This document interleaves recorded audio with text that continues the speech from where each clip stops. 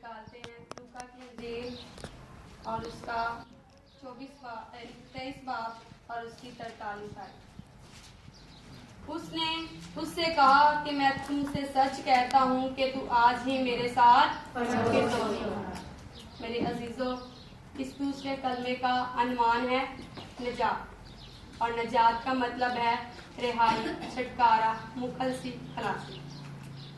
मेरे अजीजों, जब यीशु ने उस डाकू से ये अल्फाज कहे कि इससे पहले वो डाकू लोगों को लूटता था और इसके काम सारे गुनौने थे, और जब इसको सलीब दिया गया तो एक डाकू को बाएं तरफ और दूसरे डाकू को दाएं तरफ। जो कि बाएं तरफ डाकू था उसने मसीह से कहा कि ऐ उस्ताद, अगर तू सब कुछ करने की कुदरत रखता है तो आप भी बच और हमें भी बचा। मेरे अजीजों, जब खुदावंद यीशु मसीह ने फरमाया कि मेरे अजीजों, ये डाकू खुदावंद मसीह को ताने दे रहा था और अपने गुनाहों का इकरार नहीं कर रहा था। और इसी के बाद मेरे अजीजों, जब दूसरे डाकू जो कि दाएं तरफ था उसने अपने सारे दिल से गुनाहों का इकरार किया और खुदावंद मसीह दूसरे डाकू को कह रहा है कि खुदावंद, हम तो अपनी सजा में गिरफ्तार हैं, लेकिन मसीह ने तो कोई गुनाह नहीं किया। मेरे अजीजों, अगर हम खुदावंद मसीह के आगे अपने गुनाहों का इकरार करते हैं तो जिस तरह वो डाकू जन्नत की यानी फिरदौस का हकदार बन सकता है, तो मेरे अजीजों हम क्यों नहीं बन सकते। मेरे अजीजों, अगर वो डाकू फिरदौस का हकदार बन सकता है तो क्या हम नहीं बन सकते।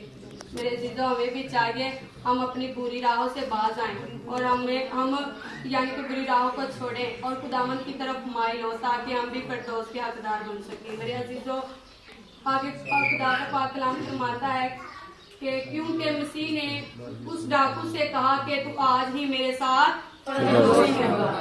फिर वही बात आ गई। खुदा का पाक कलाम कहता है कि अगर वो डाकू फिरदौस का हकदार बन सकता है तो हम क्यों नहीं बन सकते। मेरे जीजो, आज हमें भी जरूरत है कि हम उस डाकू की मानिद बने ताकि हम भी फिरदौस के हकदार बन सकें।